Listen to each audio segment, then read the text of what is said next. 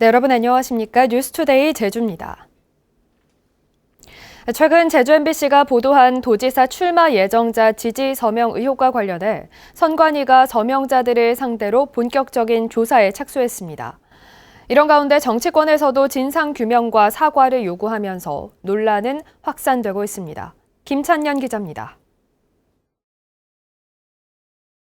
이름과 전화번호 등 개인정보들이 손글씨로 쓰여 있는 도지사 출마 동의 문건. 해당 출마 예정자 측은 자신들이 모르는 문건인데다 서명란에 사인도 없는 명단일 뿐이어서 대응할 가치도 없다는 입장입니다. 하지만 법률 해석은 다릅니다. 서명확인법 제2조에 따르면 서명은 본인 고유의 필체로 자신의 성명을 제3자가 알아볼 수 있도록 기재하는 것이라고 정의하고 있습니다. 서명란이나 사인이 없어도 자신이 직접 쓴 이름은 서명으로 인정된다는 겁니다. 명확하게 서명 날인란이 있어가지고 써야만 서명이라고 볼 수는 없는 거죠. 일단 제가 생각하기에는 어쨌든 그 서명, 자기 이름을 썼다면 제3자에게 식별력을 부여한 거지 않습니까? 그건 서명으로 볼 수 있다고 생각을 합니다. 이에 따라 제주도 선거관리위원회는 해당 문건을 단순한 명단이 아닌 서명으로 판단하고 본격적인 조사에 나섰습니다. 서명을 하거나 받은 사람들에게 전화를 걸어 사실관계를 확인하고 특히 출마 예정자 측과의 관계를 집중적으로 묻고 있습니다. 선거위원회 누구라고 했어요. 직접 서명했는지 하고 평소에 알았던 분 제가 아는 사람인데 개인적으로 친분이 있는지 물어보더라고요. 국민의힘 제주도당은 더불어민주당 소속인 출마 예정자가 공직선거법을 위반하고도 적반하장이라며 도민에게 사죄하라고 요구했습니다. 특히 해당 캠프 측이 법률적으로 대응하겠다고 밝힌 것은 공정하게 조사할 선관위를 압박하는 내로남불 형태라며 비판해 불법 선거운동 의혹은 정치적 공방으로 번지고 있습니다. MBC 뉴스 김찬년입니다. 오는 6월 1일 지방선거에서 실시되는 제주도 교육감 선거 구도가 윤곽을 드러내고 있습니다. 3선에 도전하는 이성문 교육감에 맞설 보수 성향의 단일 후보가 결정됐는데요. 또 다른 보수 후보와의 추가 단일화가 이루어질지에도 관심이 쏠리고 있습니다. 박주연 기자가 보도합니다. 교육감 선거 보수 성향 단일 후보로 고창근 전 제주도교육청 교육국장이 결정됐습니다. 제주바른교육연대는 지난 20일부터 사흘 동안 도민 500명과 교육단체 선거인단 500명에게 ARS 설문조사를 진행한 결과 고창근 전 국장이 김창식 전 교육위원보다 더 많은 지지를 받았다고 밝혔습니다. 도민과 선거인단이 선출하고 확정된 후보는 고창근 후보임을 알려드립니다. 고창근 전 국장은 현 이성문 교육감 체제 8년은 불통과 불신, 불안의 시대였다며 비판했습니다. 지난 선거에서 보수 단일 후보로 출마했던 김강수 전 교육위원이 단일화에 참여하지 않은 것은 아쉽다고 밝혔습니다. 아쉽습니다, 저는. 왜냐하면 여기 이 자리에 김광수 후보가 같이 있어야 하는데 그리고 4년 전에 단일 후보로 추대되었던 분이기 때문에 더욱 김광수 전 교육위원은 선거인단 구성 방식에 문제가 있어 이번 조사에는 참여하지 않았다고 밝혔습니다. 하지만 보수 진영이 이기려면 단일화가 반드시 필요하다며 100% 도민 여론조사 방식에 의한 추가 단일화를 제안했습니다. 제주도는 방송 3사, 4사? 이렇게 해서 거기서 나오는 연수 해가지고. 그러면 아무도 이 일을 못 걸 겁니다, 아마. 저는 그렇게 생각을 합니다. 3선 도전 의사를 밝힌 이성문 교육감은 다음 달 중순쯤 출마를 공식 선언할 것으로 전망되고 있습니다. 이에 따라 진보 성향인 이성문 교육감과 보수 성향의 고창근 전 국장, 김광수 전 의원의 3파전 구도가 시작된 가운데 보수 후보들의 추가 단일화가 최대 변수가 될 전망입니다. MBC 뉴스 박주연입니다.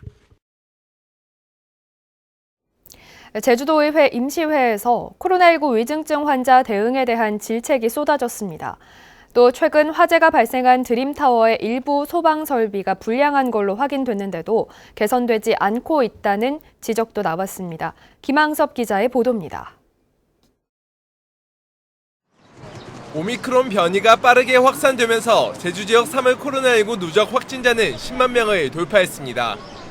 특히 고령층을 중심으로 위중증 환자가 급증하면서 이달 들어서만 확진자 56명이 사망한 가운데 도의회에서 위중증 환자에 대한 대응이 부실하다는 질타가 나왔습니다. 위중증 환자를 돌볼 수 있는 의료 인력이 부족해 병상을 제대로 가동하지 못하고 있다는 겁니다. 위중증 환자는 이제 늘어날 것이 눈에 보이는데 어디 입원할 데가 없잖아요, 지금 당장. 현장에 있는 의료진 목소리들을 안 듣고 있습니까?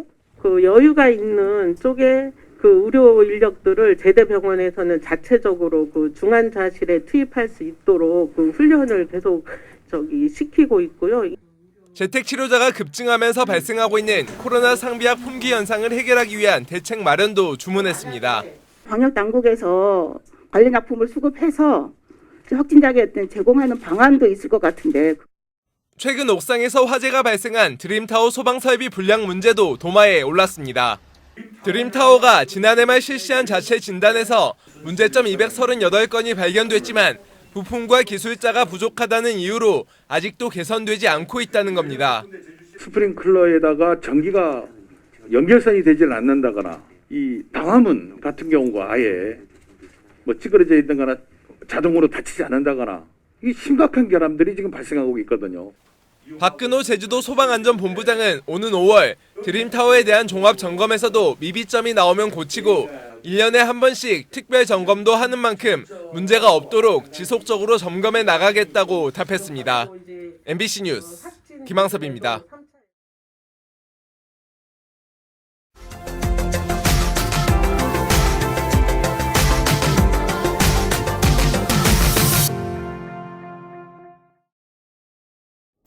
하루를 기다려야 결과를 받을 수 있는 PCR 검사 대신 적은 비용으로 빨리 진단을 내리기 위해 자가진단 키트가 보급됐죠. 코로나19로 익숙해진 이런 키트를 농작물에도 적용할 수 있는 기술이 개발됐습니다.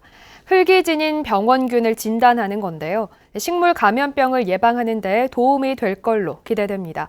MBC 충북 이지현 기자입니다. 비닐하우스에서 자라고 있는 토마토.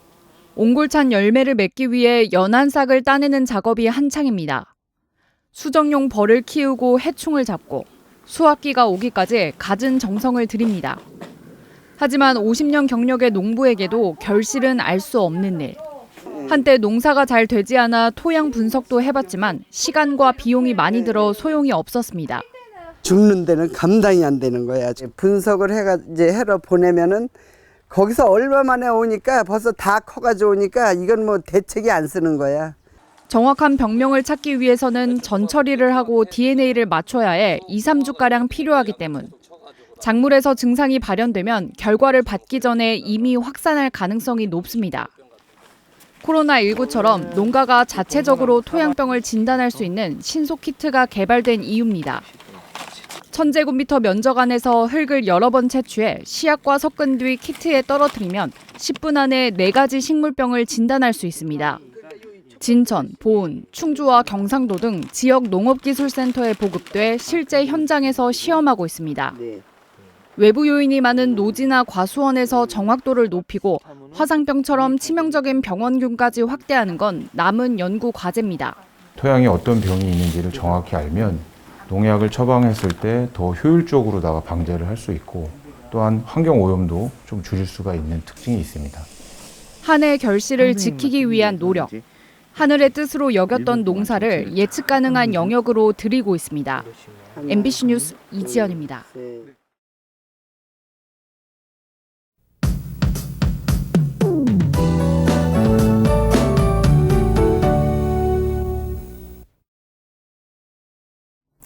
어제는 봄 기운이 완연했는데요. 오늘은 날씨가 다시 급변하겠습니다. 오전에 맑은 날씨를 보이다가 오후부터 비가 내리겠는데요. 이번 비는 마치 여름비처럼 폭우가 예상되고 초속 25m 이상의 순간적으로 매우 강한 바람이 몰아치겠습니다. 태풍급으로 바람이 매우 강하게 불겠는데요. 해안가에서는 각별히 유의하시고요. 현수막이나 간판 등으로 인한 낙하물 피해 없도록 점검하시는 게 좋겠습니다. 항공편과 배편 이용객들도 운항 정보 확인하시기 바랍니다. 비 날씨가 예상되지만 날은 포근하겠습니다. 남쪽에서 수증기를 가득 머금은 따뜻한 공기가 유입되고 있는데요. 수증기가 다량 유입되면서 비구름대가 매우 강하게 발달하겠습니다. 특히 오늘 밤부터 내일 새벽 사이에 남부와 산지를 중심으로는 시간당 30mm 이상의 매우 강한 비가 오겠고요. 천둥, 번개가 치기도 하겠습니다. 비는 주말인 내일 오전까지 이어지겠는데요. 지형적인 영향으로 산지에는 250mm 이상, 남부 지역은 120mm 이상의 많은 비가 예상돼 호우특보가 발효되겠습니다. 그 밖에 제주 대부분 지역에서는 50에서 100mm로 비가 많이 오겠는데요. 저지대에서는 침수 피해 없도록 유의하시기 바랍니다. 금요일 아침 현재 기온입니다. 아침 공기가 부드러워졌는데요. 현재 북부 지역 10도, 서부와 동부 지역 14도로 시작하고 있고요. 오늘 낮 기온은 북부 지역 21도까지 오르겠습니다. 서부와 동부 지역 19도로 어제보다 6도가량 높겠습니다. 도서 지역도 오후부터 비가 내리기 시작하겠습니다. 바다의 물결은 오후부터 4m까지 일면서 매우 거세지겠습니다. 안개도 짙겠고요. 해안가에서는 너울성 파도에 유의하시기 바랍니다. 내일 비구름이 진단 뒤에 일요일에는 다시 맑고 포근해지겠습니다. 다음 주 중반쯤 또 한 차례 비가 내릴 전망입니다. 날씨였습니다.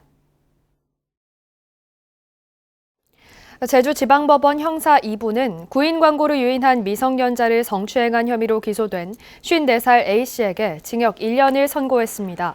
김 씨는 지난해 8월 중고거래 플랫폼에서 전단지를 돌릴 여자 아르바이트생을 구한다는 글을 보고 찾아온 고등학생 B양을 차에 태워 인적이 드문 곳으로 데려간 뒤 성추행한 혐의로 기소됐습니다. 제주지방법원 제2형사부는 자신의 어린 딸을 강제로 추행하고 폭행한 혐의로 기소된 제주시 공무직 공무원 51살 A씨에 대해 징역 1년 6개월에 집행유예 3년을 선고했습니다.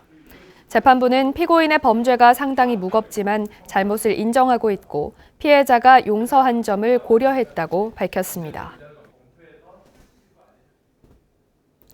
제주해양경찰서는 어제 도두항 북쪽 2km 해상에 떠있는 폐그물 650kg을 수거해 선박 추진기 감김 사고를 예방했다고 밝혔습니다.